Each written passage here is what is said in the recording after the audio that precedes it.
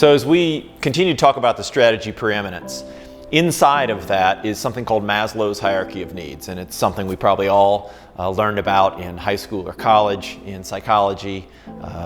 So Maslow's hierarchy of needs is a breakdown of the needs that every human being has. And we really have to have a good understanding of Maslow's hierarchy and how we connect with our patients if we want to become their most trusted advisor. So at the base of Maslow's hierarchy of needs is the biological and physical needs. So as that relates to us, it's the avoidance of pain. And if you've ever been in pain, ever known anybody who's in pain, people will strive to do anything, pay anything, go through any obstacle to get out of pain, as well they should. So that's the base need we fulfill with light therapy, is the avoidance of pain or the end of pain. And that's great, and people will come in for that. But if we don't ever go beyond one level of Maslow's hierarchy of needs, if we don't ever start to connect on those other 4 levels in some way, we really aren't going to create what's called a raving fan, if you've ever read the book Raving Fans. And the way we connect to those other needs in every patient is really, really important. The next level of Maslow's hierarchy is the safety need, and that's one step up from the biological physical needs. So we have avoidance of pain as our base, and then safety. So an environment where, again, we're their most trusted advisor. They trust us, they trust our staff. Our center is clean, it's safe, it's a place where they can share really deep things in that intake interview that we talked about not only what their condition is, but how it affects their life, how it affects their loved ones, how it affects their family, friends, those around them. Being able to share that information and have us to be trusted with that information and to respond to it in the right way really helps fulfill that safety need. So it's just that environment we create that is a really safe space for people, fulfills that second need, which is safety. The third level, as you look on the Maslow's hierarchy, is love and belonging. So what that really incorporates is friendship, intimacy, connection. So that's the next level we have to connect on. We have to really become not just our client's most trusted advisor, but become their friend. And that is gained through time, it's gained through trust, it's gained through mutually earned respect. And when we do that, when we make real connections outside of the reason they came. Yeah, we're going to make a connection on fixing their shoulder pain or fixing their back pain or whatever that is. But to have those other conversations and points of connection about where they're from, what their hobbies are, commonalities with where we're from or where our family's from or what our hobbies are. So those other connection points, and over time as the patient comes in for more and more visits, we begin to have more connection points with them. We begin to know more about their story. They start to know a little bit about our story, and we begin to see commonalities, things that we have common ground on. And that's where we really build that friendship, when we start to build into that love and belonging level of Maslow's. The fourth level of Maslow's hierarchy is the esteem need. And what this incorporates is respect, status, recognition, strength, self-esteem.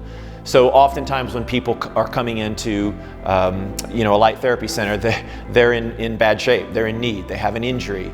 That tends to take away people's self-esteem, as you can imagine. If you've ever had an injury yourself or ever had been sick, your self-esteem drops, right? It's just a natural progression.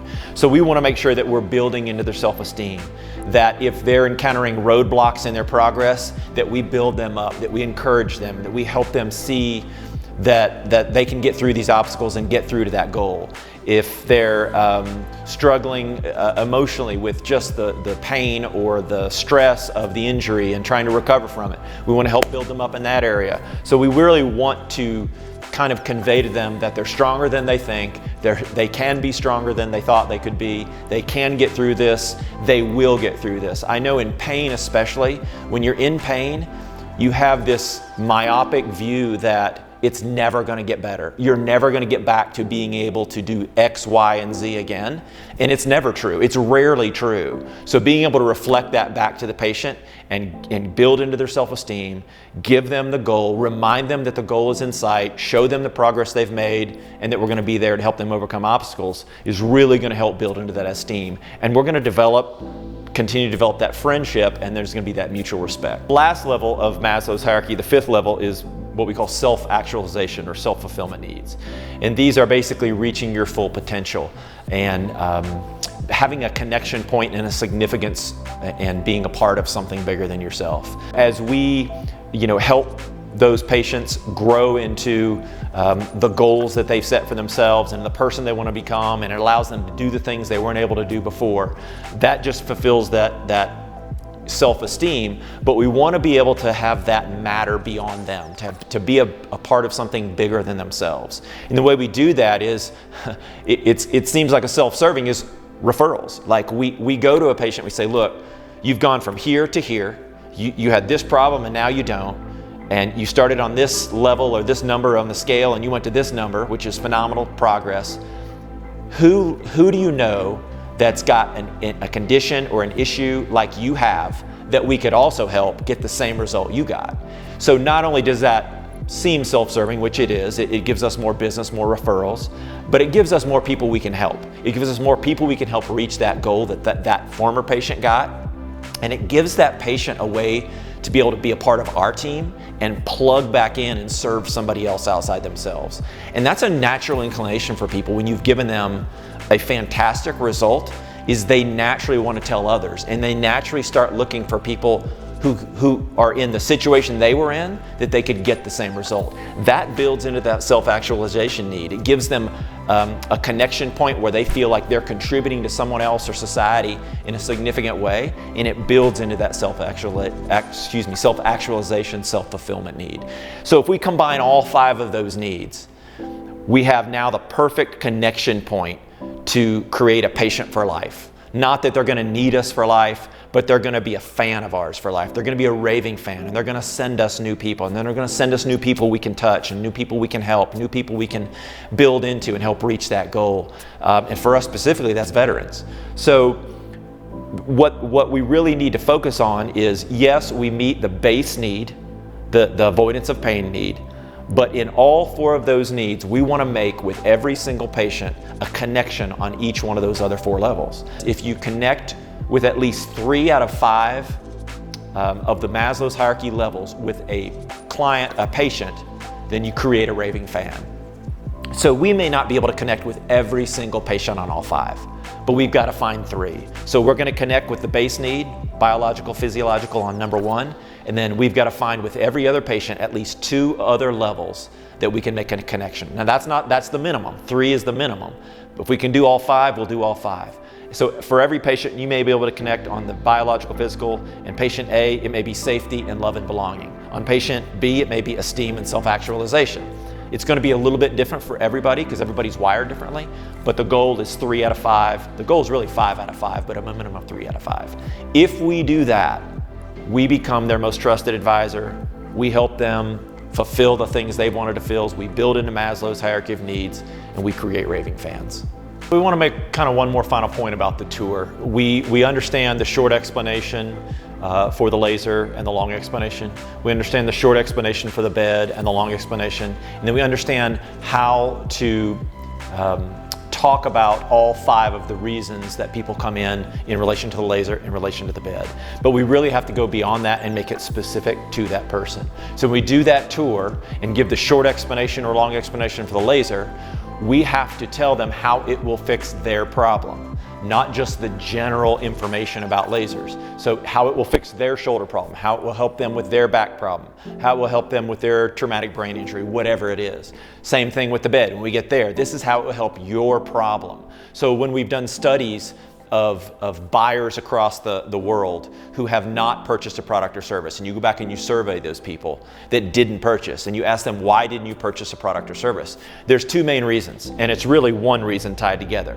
But the main reasons that people don't purchase a product or service are, number 1, they feel like the salesperson didn't listen to their needs. So they didn't know why they were there. They just gave them general information, which is the second reason.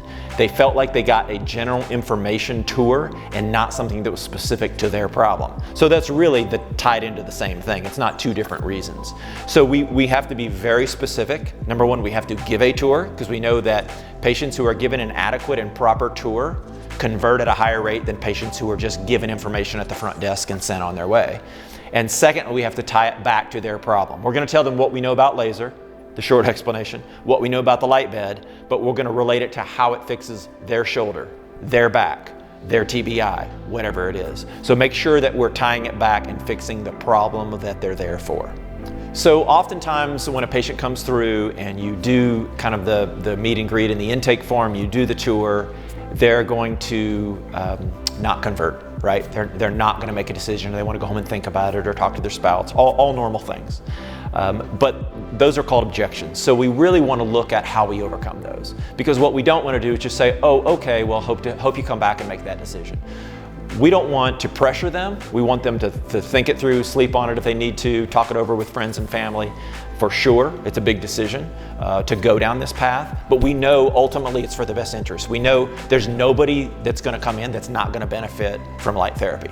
So we want to have some steps for overcoming objections. So the first step is basically avoiding the objection in the first place, which seems like no doubt, of course, duh.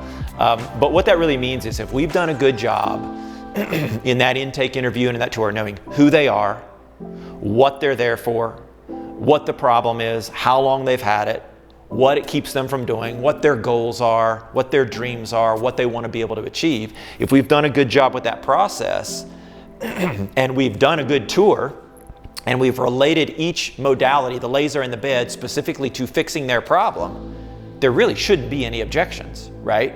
So we need to make sure we do that on the front end, and most of the time we can avoid the objection in the first place.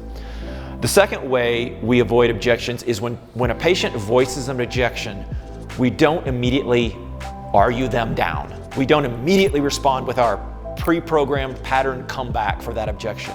What we want to do is first just pause.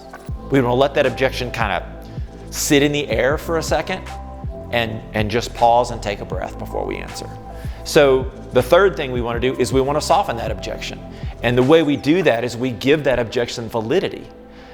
Very often people say, well, I really need to probably go home and talk this over with my spouse. We pause, we say, you know what? That's probably wise. That's the way it works in my house too. That gives that objection validity and makes them feel secure that they're not crazy or they're not being difficult, and that they understand that you understand where they're coming from. So objections that come up and they say, a pause and then, hey, that makes sense. I understand. I get it. I understand your hesitancy. We can overcome that, but we have to give that objection validity first. We don't just talk right over it, ram a bunch of information down their throats and expect them to go, oh, well, you convinced me, right? So give that objection validity and soften it. The next step to overcoming objections is we really want to clarify. Very often when people give an objection, the real root of their objection isn't quite either the way they explained it or isn't really the real reason. And I'll give you the most famous. The most famous is cost, right? It's too expensive.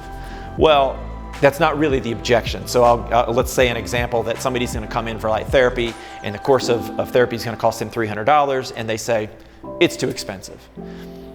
Hypothetically, if I said, I'll tell you what, for the $300, not only will we give you the light therapy, but we'll also give you a brand new Mercedes-Benz. $300, does that work? And they're going to go, oh, of course. Here's my $300. I'll take my therapy. I'll take my brand new Mercedes-Benz.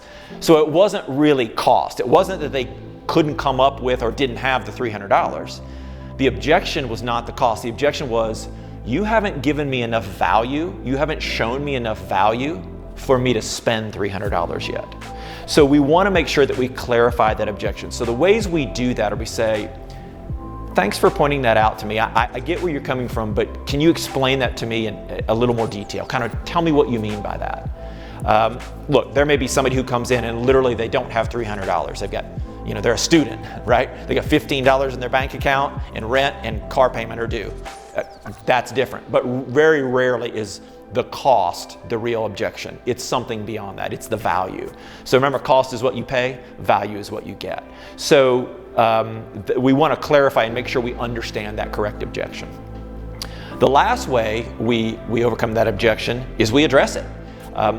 We can be really creative with that. I always love to put it back on the patient, to put it back on the client or prospective patient or client and say, okay, what would work for you, right? I give them an open-ended chance to state their own case and solve their own problem. Tell me what would work for you. I get your objection, I understand it, it's valid. How can we fix it? Tell me what you suggest. So before we rush in and knock off 10% or give them one free for every 4 they buy or do something, right, that we come up with. Very often, if you'll let people come up with their own solution, they'll come up with a solution that's really fair for both of you and really makes sense and works for both of you. Sometimes they'll say, well, you can give it to me for free for a month and then I'll tell you if I like it or not, if I want to keep paying for it. Yeah, that's not really going to work. So we may have to say, well, how about if I come up with some ideas, maybe some alternate things we haven't thought about? And you can come up with some of those, and we'll have some of those pre-programmed solutions for you. But very often the fastest way is just have them address their own problem, have them address their own objection, and they'll overcome it and you won't have to do anything. So those are the 5 ways we can really look at overcoming objections. So let's talk a little bit about what they call the missed sale, or what we call the missed sale. I don't ever think there is such a thing as a missed sale. So just because somebody didn't convert and purchase on their visit and then they go away, doesn't mean they're gone forever. I always think that's recoverable. So we'll call it a missed sale for this discussion, but really there's no such thing as a missed sale. Somebody is always a potential client.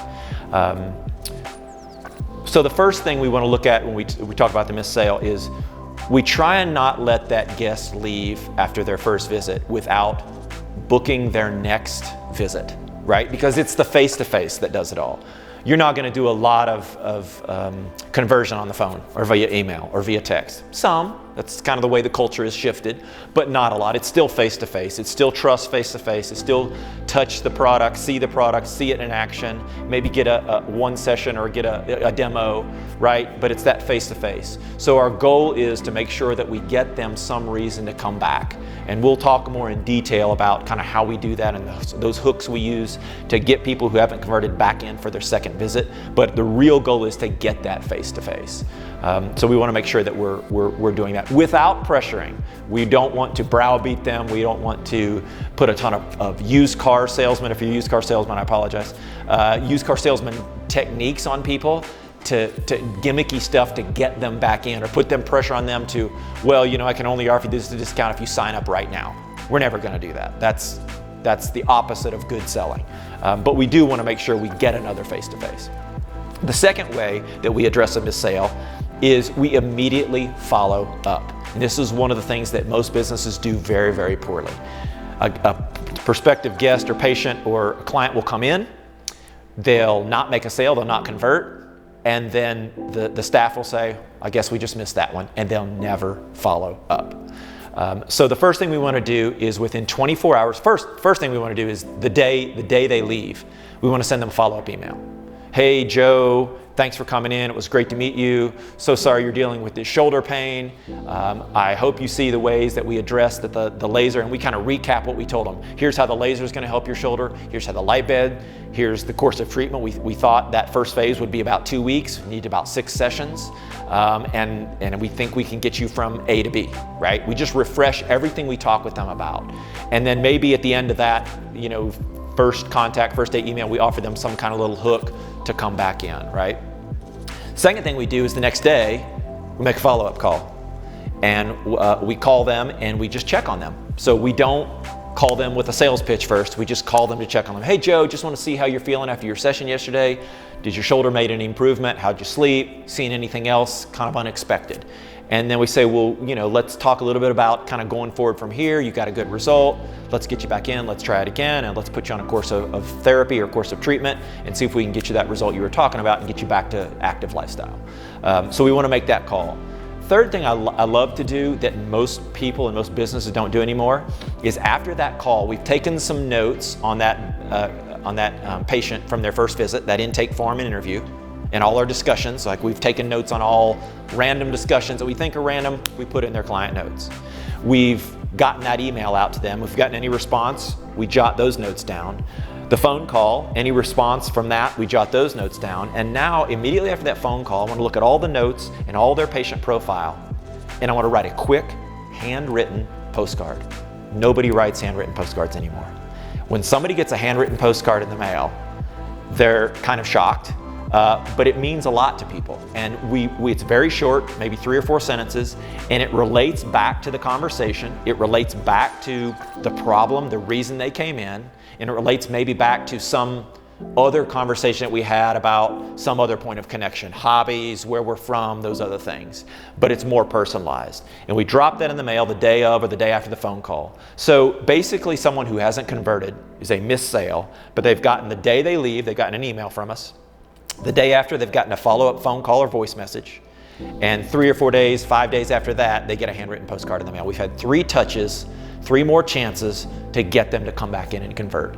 And that's at least the start of it. There's more beyond that in automated email pathways and constant contact and some of these other things that we use, but that's the start of it right there. The last way is we try and send one more follow-up email.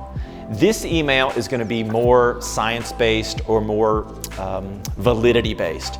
We're going to say, hey Joe, still thinking about you and your shoulder. Here's a couple of medical studies on shoulder injuries and what's happened in the realm of light therapy. Here's how lasers help shoulder injuries. Here's how light beds. Here's how the combination.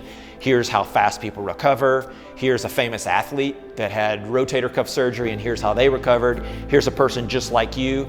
We want to show them that beyond all the knowledge we've given them and all the information and all the connection and all the help, we've got some scientific validity and we've got some backup. So I like to send maybe 1 or 2 studies and 1 or 2 testimonial videos of somebody just like them getting the result they want. Whether that's an average person or a famous person or whoever, right? But that's really what people want to see, to really make that final purchase decision is, look, ultimately you've given me all this great information, but is there something to back it up? And at the very end of the day, can you show me people that are in my shape and my condition and my situation getting the result I want from what you're telling me to do? And we can, and that's with that last email. So that email is kind of the last step of the 5 ways we can follow up with missed sales. It's not the end, but it's the first of the initial 5 steps for following up with what we generally call a missed sale. As we look at kind of tracking where we are with our business or with our center, you need to understand that what gets tracked gets repeated. If you don't know your numbers as a business, then you don't know your business, right? If you don't know some basic numbers about who's coming in and out of the door and what kind of conversion rates you have and all these other things, what kind of revenue you're producing, what your margins are, if you don't know those things, if you don't know them really every day, then you really don't know your business. So there's basically what we call 10 numbers you can't live without. And these are very basic things that you should be tracking on a daily basis. So I want to kind of go over some of those. So the first one is how many new patients per day are walking through the door. That's really critical to know. So how many people are walking through the door every day, every week, every month over the course of a year? That's the first one we have to know.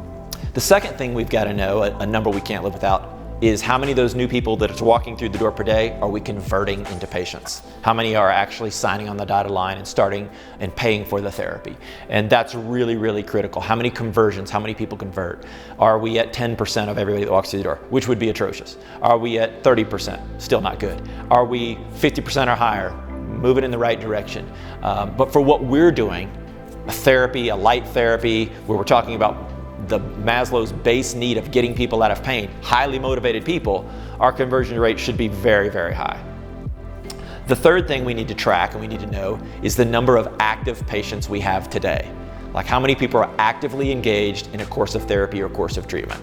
So we have how many are walking through the door, we have how many we converted, but how many patients are we treating on an ongoing basis today? That's a number we need to know.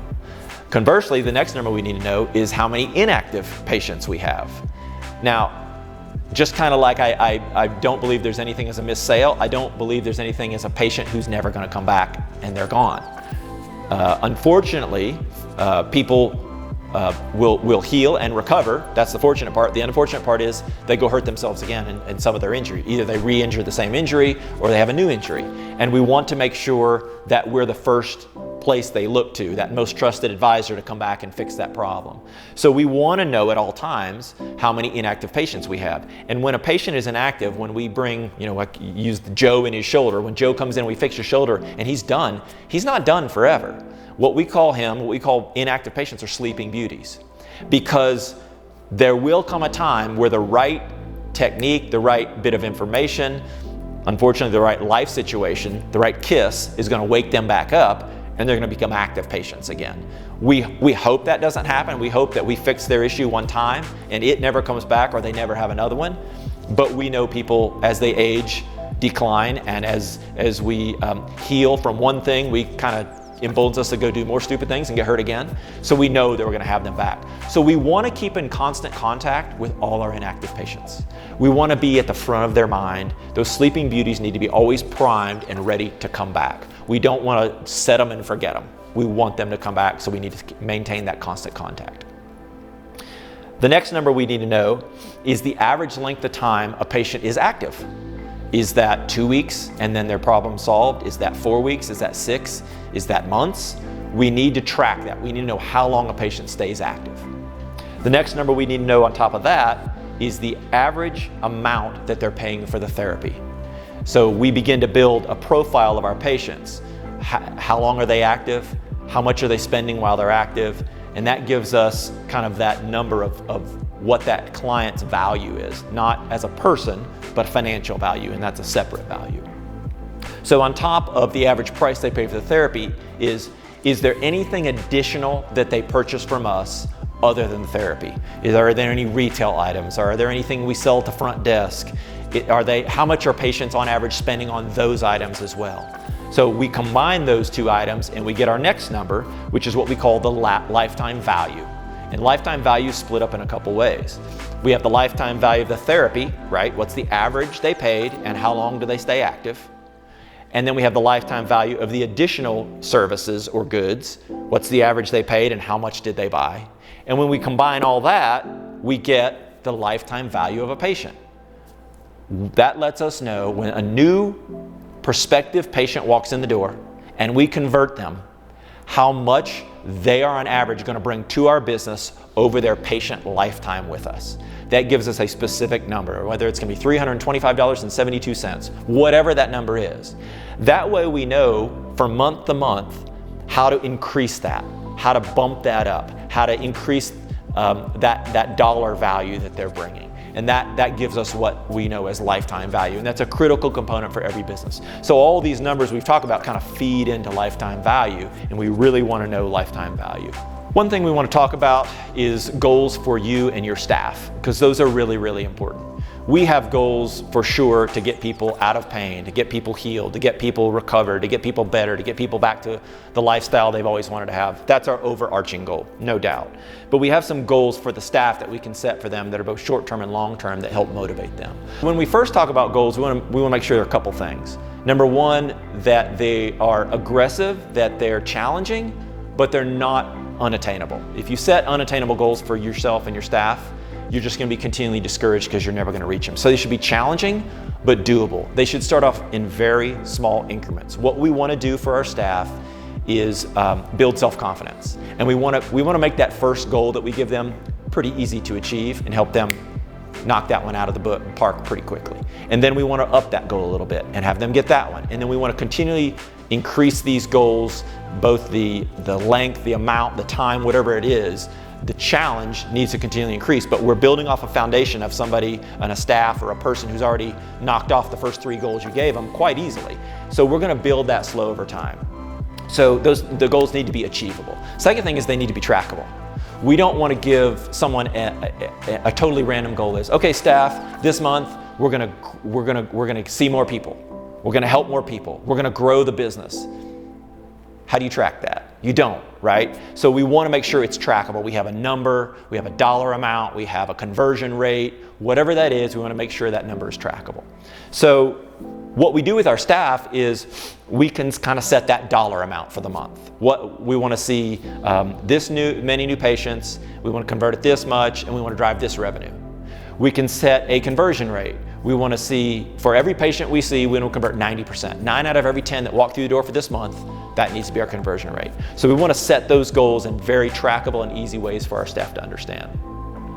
The second thing we want to do is we want to break those goals down into not just our team goal, but what it means for each member of the team individually. So, for example, if you had 5 team members and your goal was to convert 100 new patients this month, we just divide that by 5. If everybody's working the same number of hours, we'd say, okay, team member 1, 2, 3, and 4, and 5, you're each responsible for 20 conversions this month. So we have our team goal of 100, but now each staff member knows, okay, I gotta pull my weight, I gotta get my 20, right? And then we track those, and they'll be able to see and break that down into things that make sense for them. It's not a subjective goal, it's not just a big team goal, it also has an individual component to it. So we wanna make sure it's trackable for them individually. Next thing we wanna do is we wanna create a really positive vibe as we strive for those goals. And we do that in a couple different ways. Number one, we track it every day. We give the staff at the beginning or the end of every day where we are on our goal for the month, how we're doing. Are we behind? Are we ahead? Are 3 team members excelling and 2 lagging behind? Is everybody, all 4 lagging behind, but 1 superstar is knocking it out of the park, right? And then we can have those conversations hey, what are the ones that are overachieving doing differently than the ones who are underachieving? It's that team atmosphere. Everybody's got their own number they got to hit, but we can pull together and make sure that we're learning from each other, and the ones that are doing well this month can pull the other ones up and help them kind of hit their goal as well. So we want to make sure we're tracking those things and we're keeping the staff excited. Next thing we want to do is we want to reward, right? We want to reward staff when they reach a goal, whether that's a small reward at the end of the day or whether we wait till the end of the month and we reward the big goal that we hit as a team. There's 2 different ways to reward. There's a team reward where if we hit our team goal, no matter if you didn't hit your individual number, if the team hit its number, everybody gets rewarded. And then you can also reward individually a little bit above that for people who really excelled and overachieved, or your best person, your highest conversion staff person out of all 5 or out of your whole staff. So there's both ways we can reward that, but there does need to be that positive vibe, that reward, and that congratulations to your team members. That's really how we can take some of those very basic goals and make them achievable, trackable, understandable, and doable for our staff. So as we look at business growth, there's really only 3 ways to grow a business. And these are the only 3 ways you can grow a business. So the first thing we can do to grow a business is it can increase the number of clients, obviously. Increase the number of clients or patients. The second way to grow is we can increase the average transaction value, the amount they're paying us. That's the second way. And the third way is we can increase the frequency of their repurchase, how many times or how long they continue to purchase that good or service. Those are the only 3 ways you can grow a business. Outside of those, there's no other way. But what we want to do is focus on not just 1, not 2 out of 3. We want to focus on all 3. And we want to do that in a very simple way that causes a geometric progression or geometric growth. So if you own your business and you go to your staff one day and you say, hey, we want to increase our business by 10% this month. We're going to grow our business by 10%. Even if they knew what that meant in dollars or conversions or whatever trackable form you put that in, it would seem like kind of a daunting task in 1 month to grow your entire practice, to grow your entire business by 10%. That seems really huge. So we don't attack it that way. We really break it down, and I'm gonna show you some diagrams of how we do that. But the narrative form of that is you grow each of those 3 ways in small increments by 10%. Well, if you grow each of those 3 ways by 10%, you say, oh, well, you grew your business by 10%. No, it's actually better news than that. It causes a multiplication factor between the 3 ways. It causes a geometric progression. And if you, in 1 month, grow the number of clients by 10%, the average transaction value by 10%, and the number of times they pay you that transaction value by 10%, you haven't increased your business by 10%, you've increased your business by 33.3% in 1 month. It's a geometric progression. So we're going to show you how that works and what that looks like. Let's say that currently you have 100 patients or 100 clients, and the average amount they're paying you every time they come in or for your service or monthly, however you have it broken down, is $100. And then the average amount they stay with you is for 4 months. So they pay you $100 every month for 4 consecutive months. And that is their lifetime value, that's their lifetime span for your business before they leave and go away and never come back. So we take 100 patients times $100 times 4 months, that's $40,000 in revenue over that 4 months. So that's what let's say that's what your business is currently bringing in. So if you went to your staff and you said, hey staff, currently we have 100 patients. How hard would it be in the next 30 days to add 10 more? 10 patients, go from 100 to 110. That's a pretty small goal. That's a pretty achievable goal. And in the past, as I've worked with businesses, they've gone, well, that's easy. We can add 10 in a month, with no attrition, not losing any of the 100 we have, or we lose 5, but we gain 15. So overall, we've gone from 100 to 110. That's a pretty small goal and a pretty achievable goal. So boom, we check that off. We're gonna go from 100 to 110. Then we tell our staff, all right, what other things can we add, or what other things can we do to get that average transaction value from $100 to $110? Right? What other things can we twist or tweak? Or it's not just raising your prices, it's adding more value, it's adding other things into that good or service that make people willing to pay $10 more. 100 from 110 is not a big jump. So let's say we accomplish that. The next thing is, all right, how do we get people to go 10% longer than 4 months? Stay with us a little bit longer than 4 months. Increase that by 10%. So instead of staying with us for 4 months, they stay with us for 4.4 months, not quite 4.5 months. That increases that by 10%. So now as you look at the chart, we've gone from 100 patients to 110. We've gone from a transaction of $100 to $110. We've gone from an average repurchase of 4 months to 4.4 months. That's not a 10% growth. That's a 33.3% growth. So we've grown our business in 1 month from $40,000 to $53,240. That's a $13,240 increase in 1 month. So just ask yourself, what would another $13,000 a month look like for your business today? If at the end of next month you had $13,000 more dollars, would that make a significant impact? For sure. So what if we do it again the next month? We just say, all right, staff, we did it. Let's do another 10% increase. So now we're gonna go from 110 to 120. We're gonna go from $110 to $120. We're gonna go from 4.4 months to 4.8 months. We have another geometric growth that adds another 33%. We've gone now in 2 months, we've had a 72.8, almost 73% growth in our business. We've gone from $40,000 a month to $69,120 a month. That's a $29,000 increase in 2 months. Let's say we do it in the 3rd month. We hit a 10% growth again.